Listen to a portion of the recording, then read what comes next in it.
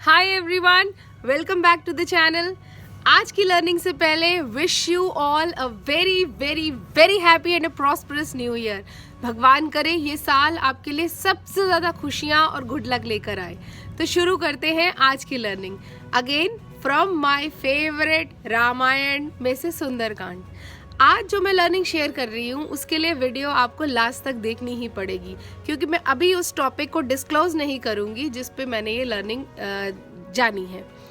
तो शुरू करते हैं। सुंदरकांड के उस अध्याय की बात करते हैं जहाँ पर हनुमान जी को ये टास्क दिया गया कि वो सीता जी की खोज के लिए जाएं। अब हनुमान जी आप जानते हैं, उनको जामवंत जी ने याद दिलाया और वहीं से सुंदरकांड शुरू होती है। जामवंत के वचन सुहाए, सुनी हनुमंत हृदय अति भाए। हनुमान जी को बहुत अच्छा लगा और वो जामवंत के वचन सुनते ही फ्लाई ऑफ कर गए सीता जी की खोज के लिए। उन्होंने समुद्र पार किया बहुत कठिनाइयों के साथ। वो रावण की विसिनिटी में पहुँचे, लंका में पहुँचे और उन्होंने वहाँ पर विभीषण से मुलाकात की। फिर उसके बाद उनसे पता पूछा सीता माता का। विभीषण ने बताया कि वो अशोक वाटिका में है और वो छोटा सा रूप धारण करके सीता जी के पास पहुँचे। हनुमान जी अशोक वाटिका में पहुँचते हैं और एक पेड़ पर छुपकर सारे सीन को ऑब्जर्व करते हैं। किस प्रकार रावण उन्हें दुखी कर रहा था, मारने की धमकी दे रहा था। सीता माँ व्याकुल होती हैं, पेड़ों से बातें करती हैं, त्रिजटा से बातें करती हैं। अशोक के पेड़ से ये कहती हैं कि अपने नाम को सिद्ध करो, मेरा भी शोक को हर लो, मुझे भी अशोक बना दो। इतने दुख के साथ हनुमान जी के हृदय में विचार उठता है। कपि करी हृदय विचार, दीन मुद्रिका डारिदम जनु अशोक अंग। और कपि ने धीरे से मुद्रिका पेड़ के ऊपर से राम जी ने जो उन्हें दी थी वो डाल दी। तब देखी मुद्रिका मनोहर, राम नाम अंकित अति सुंदर। सीता माता ने मुद्रिका देखी, उस पर सुंदर राम नाम अंकित भी देखा, अंकित किया हुआ देखा। सोचा कि क्या ये राम जी की ही मुद्रिका है, और विचार बहुत सारे उनके मन में आए। उन्होंने ये भी सोचा कि क्या ये माया से तो नहीं बनी। इतने सब विचारों के साथ वो सोच ही रही थी, हनुमान जी ने फिर अपने आप को इंट्रोड्यूस किया और कहा, रामदूत मैं मातु जानकी, सत्य शपथ करुणा निधान की। यह मुद्रिका मातु मैं आनी, दीन राम तुम कह सहदानी। सहदानी का मतलब प्रूफ। तो ये मुद्रिका as a proof Ram ji ने मुझे दी है आपको देने के लिए। कपि के बचन सप्रेम सुन, उपजा मन विश्वास।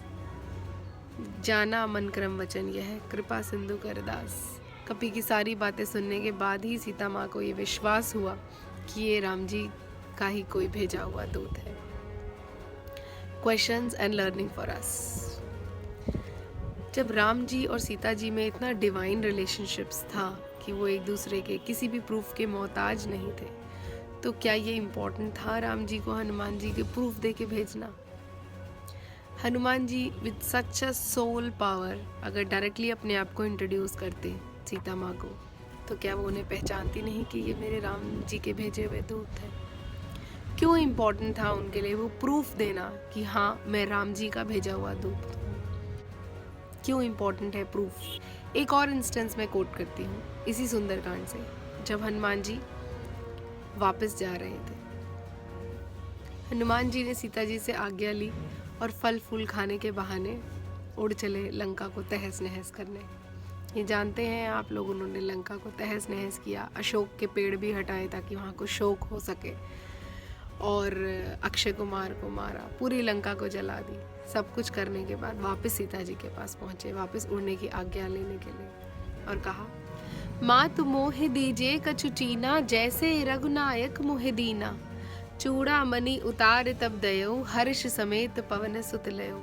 हनुमान जी ने कहा, जैसे रघुनायक ने मुझे कुछ प्रूफ दिया था, आप भी मुझे कुछ दीजिए, कुछ चीज़ दीजिए जिसे मैं ले जाऊं। और सीता माँ ने अपनी चूड़ामणि उतारी और हनुमान जी को दे दी एज अ प्रूफ। ये एक अलग स्टोरी है चूड़ामणि की, कि चूड़ामणि के साथ एक ब्लेसिंग थी कि जिस राजा की विसिनिटी में रहता है वो राजा कभी पराजित नहीं हो सकता। तो उन्होंने वो चूड़ामणि उतार के हनुमान जी को दे दी एज अ प्रूफ। वो मैं अलग वीडियो में शेयर करूँगी।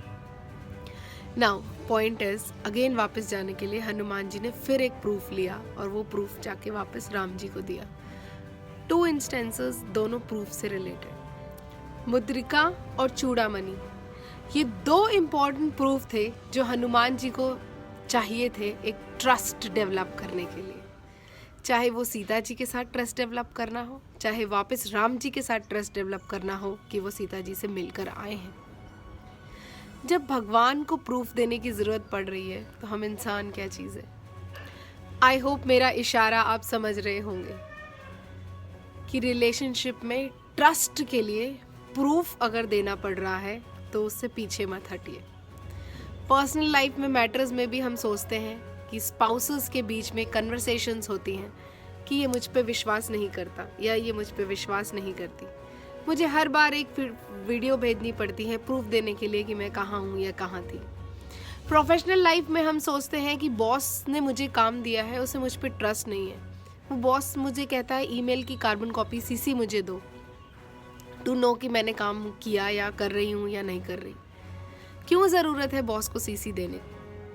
आई hope this is clear to you कि यस ज़रूरत है। जब भगवान को प्रूफ देने की ज़रूरत पड़ रही थी तो हम इंसान क्या चीज़ है।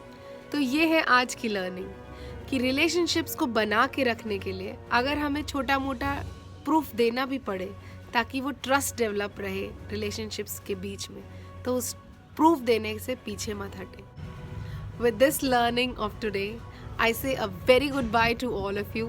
Please don't forget to like and subscribe to my channel and press the bell icon for future notifications. Once again, a very very very happy new year with this aim in our life कि हम trust develop करने के लिए, trust को maintain करने के लिए proof छोटा मोटा देना भी पड़े तो देंगे। इसके साथ हम नए साल की शुरुआत करें। Please share my videos to others also so that the learning continues and इस instances से अगर आपको कुछ और भी learning मिली हो तो please comment box में लिख के मुझे ज़रूर बताएं। Let the learning continue. Goodbye. Take care.